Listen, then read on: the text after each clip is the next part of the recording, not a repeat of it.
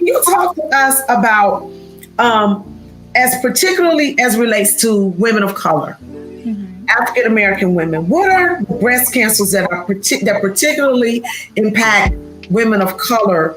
How does breast cancer affect us, communities of color? Sure. So breast cancer affects communities of color, particularly African American women, in a very unique way. Number one, stage for stage, we usually have a higher mortality rate, meaning we die at a higher rate than any other demographic. Okay. The thing is, we oftentimes are diagnosed at a later stage, and we more commonly have a subtype called triple negative breast cancer. It's seen more commonly in African Americans and Hispanic women compared to non-Hispanic and non-African American women. And that subtype can sometimes be more challenging to treat. And lastly, young women, meaning African American women under the age of 45, is where we see the highest incidence. And incidence is the number of new cases. And that is an alarming statistic for me as a surgeon to really dive into why are we seeing women that are under the age of 45 having the highest rate of new cases of breast cancer. Whereas in women over this age group of all races, African American women, it's starting to level off a bit.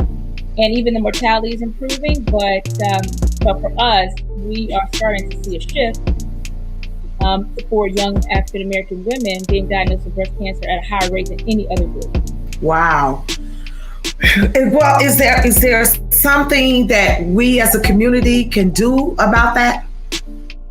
I think so. I mean, we don't have all the answers. We're definitely moving in the right direction in terms of research and raising awareness.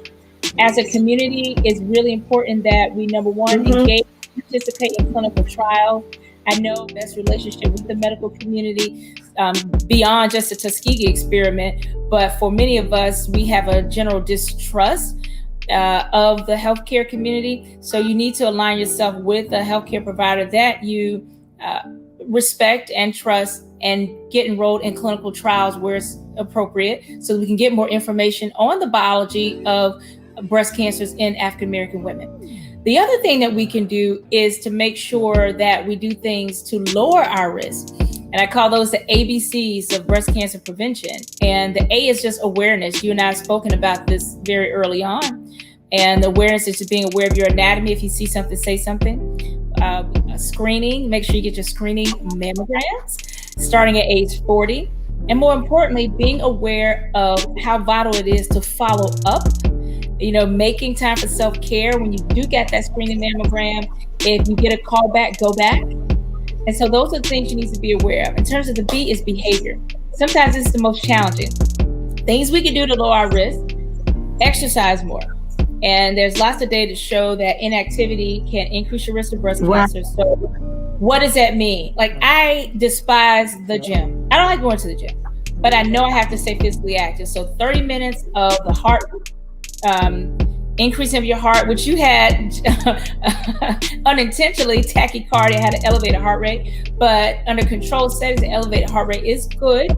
And so 30 minutes of Dr. G, this can be walking, this could be dancing, this could be sex, this could be running your errands about the day. So you don't necessarily have to have your routine relegated to a gym, as long as you are moving and having that heart rate increase to 30 minutes a day. And then C is just being mindful of your consumer choices. You know, be mindful of what you're eating, what you're putting inside your body and on your bodies.